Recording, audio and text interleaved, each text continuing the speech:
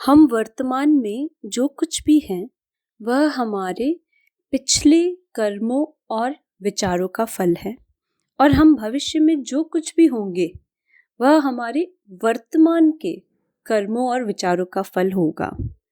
इस तरह हम अपने भाग्य के निर्माता स्वयं हैं, परंतु इसका अर्थ ये नहीं है कि हमें किसी बाहरी सहायता की आवश्यकता नहीं होती और कभी कभी तो यह सहायता बहुत अधिक आवश्यक होती है।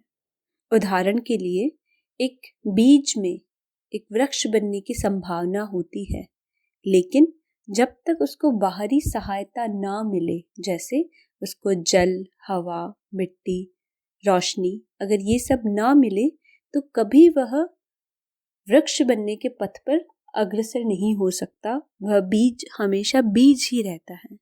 इसलिए एक बीज की वृक्ष बनने के लिए जिस तरह बाहरी सहायता की आवश्यकता होती है, उसी प्रकार एक जीव की आध्यात्मिक प्रगति के लिए बाहरी सहायता की आवश्यकता होती ही है। तो यहाँ प्रश्न आता है कि यह बाहरी सहायता कहाँ से मिलेगी? क्या पुस्तकों से ऐसी सहायता मिलना संभव है?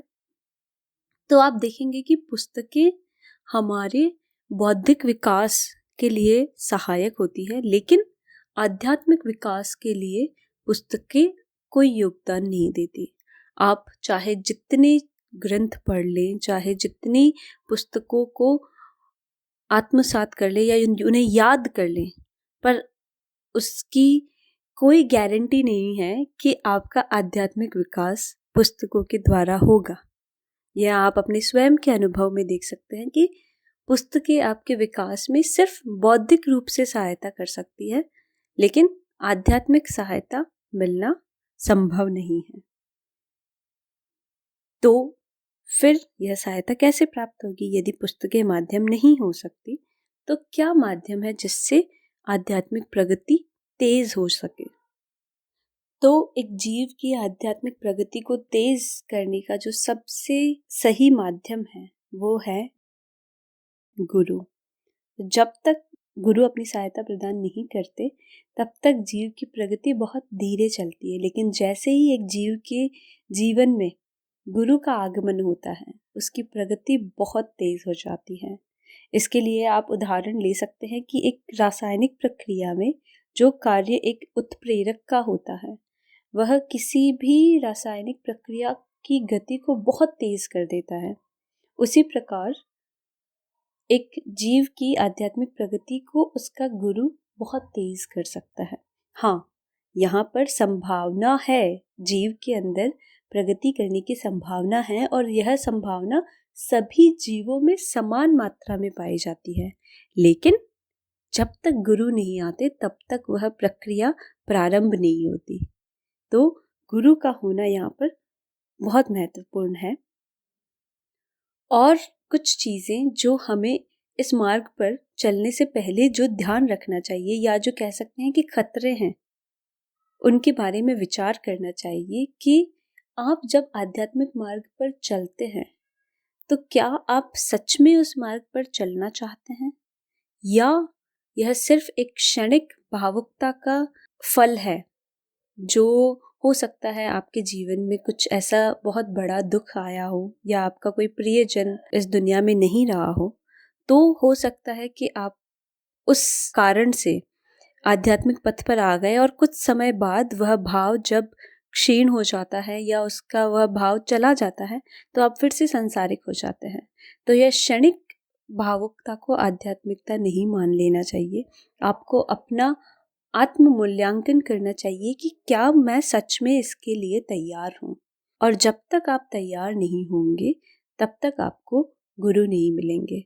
बहुत बार लोग ऐसा करते हैं कि मैंने बहुत प्रयास किए लेकिन फिर भी मुझे अपने जीवन में गुरु नहीं मिले, तो क्या मेरे प्रयास सही थे या मेरे इतने प्रयास करने का कोई फल नहीं मिल रहा है, ऐसा क्यों?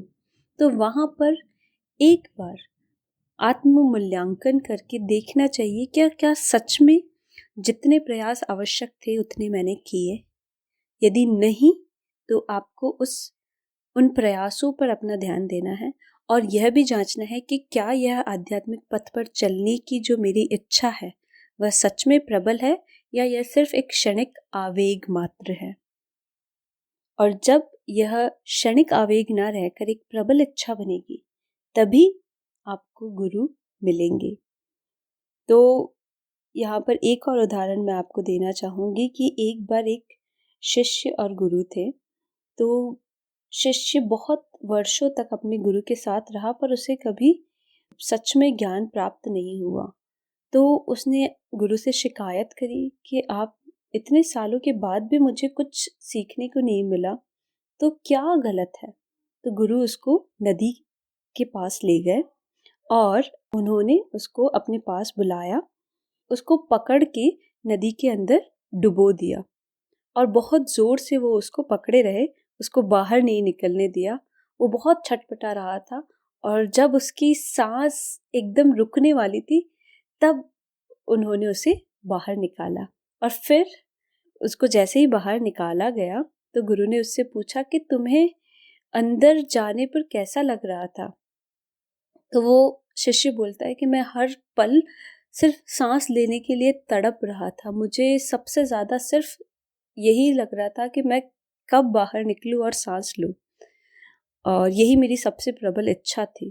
तो गुरु ने कहा कि जब तुम्हारी ज्ञान प्राप्ति की इच्छा इतनी प्रबल हो जाए जितनी तुम्हारी अभी सांस लेने की इच्छा थी, तब तुम्हें सच में ज्ञान प्राप्त होगा। तो आपकी इच्छा जितनी प्रबल होगी उतना जल्दी आपको और उतना अच्छे से आपको ज्ञान प्राप्त होगा या आपको गुरु मिलेंगे।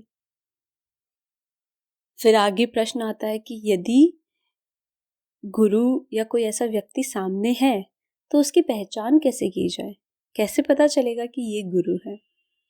तो आप देखेंगे कि सूरज को दीपक की रोशनी में नहीं देखा जा सकता, वह स्वयं प्रकाशित है।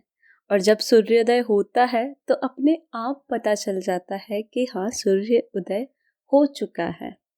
उसी प्रकार जब गुरु आपके जीवन में आएंगे तब आपको किसी और जांच या परख की आवश्यकता नहीं रहेगी। आप वो स्वयं इतने प्रकाशित होंगे कि आप जान जाएंगे कि यही मेरे गुरु हैं। परंतु फिर भी आज के परिप्रेक्ष्य में जहाँ पर बहुत सारे गुरु सही नहीं होते हैं, तो कुछ ऐसे मापदंड है जिनके द्वारा हम अपने गुरु की पहचान कर सकते हैं। वैसे तो गुरु की पहचान करना एक शिष्य के लिए संभव नहीं है, लेकिन गलत व्यक्ति से बचने के लिए आपको ये सारे चिन्ह देख लेना चाहिए ताकि आप किसी गलत चीज़ में ना पड़े। और यदि को सच्चे गुरु आपको मिलेंगे तो आपको उनको पहचान करने की आवश्यकता नहीं पड़ेगी, लेकिन गलत चीज़ों से बचने के लिए आप कुछ चीज़ें देख सकते हैं, कुछ चीज़ें जांच सकते हैं। उनमें से कुछ बातें इस प्रकार है कि पहला, कि गुरु आपको सिर्फ किताबें पढ़कर कुछ ज्ञान दे रहे हैं या जो कुछ भी वो कहते हैं वो उनका स्वयं का अनुभव है। अर्थात सिर्फ पुस्तक पढ़कर कोई गुरु नहीं बनता। यदि सिर्फ अलग अलग पुस्तकों की बातों को, शब्दों के जाल को बनाकर आपको कोई कुछ बात कहता है और आप उसमें फंस जाते हैं तो ये ठीक नहीं है। कोई भी गुरु सिर्फ शब्दों के जाल में आपको नहीं फंसाना चाहेगा। वे यदि शब्दों के जाल में किसी को फंसाकर ऐसा कुछ कहते हैं जो सबको आकर्षित करे, तो यहाँ पर वे सिर्फ अपना पांडित्य का प्रदर्शन कर रहे हैं। ऐसा व्यक्ति गुरु नहीं हो सकता, ऐसा व्यक्ति पंडित हो सकता है। तो गुरु आपको सिर्फ पुस्तकें पढ़कर उसके ज्ञान को रटने के लिए नहीं बोल देंगे।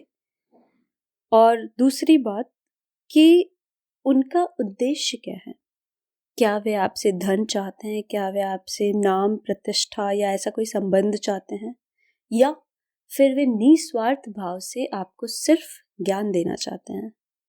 यह आपको जांच और देख लेना चाहिए, क्योंकि आज के परिप्रेक्ष्य में आप बहुत बार देखेंगे कि व्यक्ति धन की लालसा में भी ऐसा कोई कार्य करता है या यश प्राप्त करने के लिए भी ऐसा कोई कार्य करता है जहाँ पर वह अपने आप को एक गुरु के रूप में प्रदर्शित करता है। लेकिन जो सच्चे सद्गुरु होंगे वे कभी भी आपसे इन सब चीज़ों की उम्मीद नहीं करेंगे। वे इन सब से परे जा चुके हैं, वे इन सब से ऊपर उठ चुके हैं। तो अपने विवेक का यहाँ पर आप उपयोग कर सकते हैं कि क्या मुझे मेरे गुरु निस्वार्थ भाव से सिर्फ ज्ञान दे रहे हैं, क्या वे स्वयं उस ज्ञान को उन्होंने अपने अनुभव में उतारा है, क्या उनका जीवन जो अनुभव वो साझा कर रहे हैं क्या वे उनके अनुभव है या किसी किताब के अनुभव है। तो जब आप इतना जान लें और आप उनके प्रति एक प्रेम भाव का अनुभव करें, उस बिंदु पर पहुंचकर आपको उनके सामने समर्पण कर देना चाहिए, उनकी बातों पर विश्वास करना चाहिए और सिर्फ कुछ समय के लिए आपको ये जांच करनी है। उसके बाद आपको उनके जो कुछ भी निर्देश है उनका पालन करना चाहिए। शुरुआत में विवेक का उपयोग करें, परंतु उसके बाद गुरु के निर्देशों का पालन करें। और वहाँ पर एक संतुष्टि का भाव होना चाहिए। यहाँ पर हम आध्यात्मिक मार्ग पर चलने की बात कर रहे हैं, जो कि आसान नहीं है। आपको लगता है कि मैं कुछ दिनों में या कुछ महीनों में प्रगति करके सब कुछ प्राप्त कर लूँगा, ऐसा संभव नहीं है। यह मार्ग हो सकता है कि जीवन पर्यंत चले, हो सकता है कुछ दिनों तक चले, हो सकता है कि ये कई कई जन्मों तक चले, लेकिन क्या आप उसके लिए तैयार हैं? क्या आप उस संघर्ष के लिए तैयार हैं? यदि नहीं, तो आपको इस पथ पर नहीं आना है। लेकिन यदि आप उस संघर्ष के लिए तैयार हैं, तो आध्यात्मिक पथ आपके लिए है। और इस संघर्ष में आपकी सहायता आपके गुरु करेंगे। तो संघर्ष के बारे में एक उदाहरण मैं आपको देना चाहूँगी। एक कहानी है। एक बार दो व्यक्ति थे जो अपनी साधना में लीन थे। एक व्यक्ति ऐसा था जो कई जन्मों से साधना कर रहा था और बहुत ज़्यादा अपनी साधना के प्रति वह समर्पित था, बहुत ज़्यादा उसमें अनुशासन था, उसने बहुत दिल से साधना की थी। तो कुछ गुरुजन उसके पास से गुजर रहे थे, तो उसने उनसे पूछा कि मेरी मुक्ति कब होगी। तो इस बात पर गुरुजनों ने बोला कि 2-3 जन्मों के बाद तुम्हारी मुक्ति हो जाएगी। तो वो व्यक्ति बहुत गुस्सा हो गया कि ये कैसी बात है, मैं इतने जन्मों से साधना कर रहा हूँ और आप कह रहे हैं कि 2-3 जन्मों बाद मेरी मुक्ति होगी। मैं इस बात को स्वीकार नहीं कर सकता। और इस बात के बाद वो बहुत नाराज़ हुआ, बहुत क्रोधित हो गया कि मैं इतना संघर्ष करने के बाद भी आप कह रहे हैं कि मुझे 3-4 जन्म और संघर्ष करना पड़ेगा। तो वो बहुत नाराज़ था इस बात पे। तो वो गुरुजन वहाँ से आगे चले गए। वहाँ से आगे गए तो जो दूसरा व्यक्ति था, जो अपनी साधना कर रहा था, लेकिन वो बहुत खुश था। और फिर उसने भी गुरुजनों से यही प्रश्न पूछा कि मेरी मुक्ति कब होगी।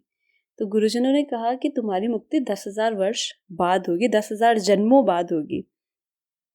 तो वह व्यक्ति नाचने लगा, अरे वाह, 10,000 जन्मों के बाद तो मेरी मुक्ति हो जाएगी, चलो बहुत अच्छा। तो उसकी प्रसन्नता देखकर, उसका जो स्वीकार भाव था वो देखकर वो गुरुजन इतने प्रसन्न हुए कि उन्होंने कहा कि तुम्हारी मुक्ति तो इसी जन्म में हो जाएगी, क्योंकि तुम्हारे अंदर स्वीकार भाव है, तुम संघर्ष करने के लिए तैयार हो। इस कहानी का यही तात्पर्य है कि आप क्या उस संघर्ष को करने के लिए तैयार हैं जो आध्यात्मिक मार्ग पर आने वाला है।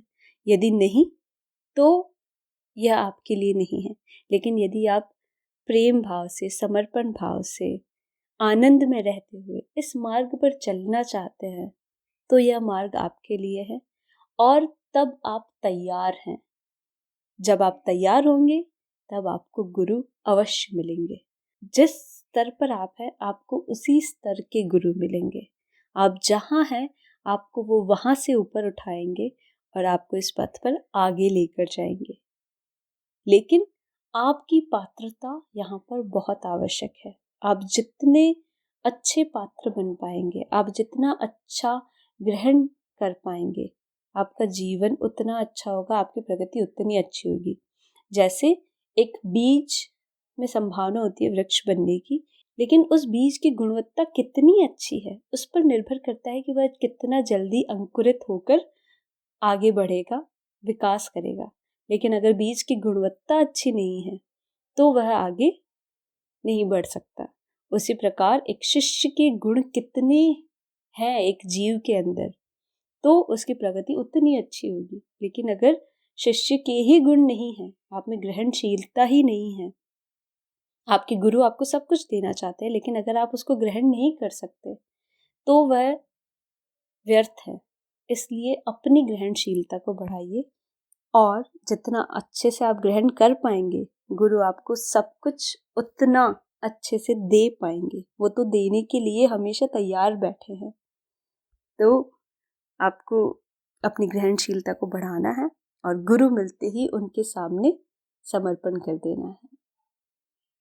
तो आज की चर्चा को हम यहीं समाप्त करते हैं। मुझे उम्मीद है कि यह आपके लिए लाभप्रद सिद्ध होगी। ज्ञानांजलि से जुड़ने के लिए आप सभी का बहुत बहुत धन्यवाद।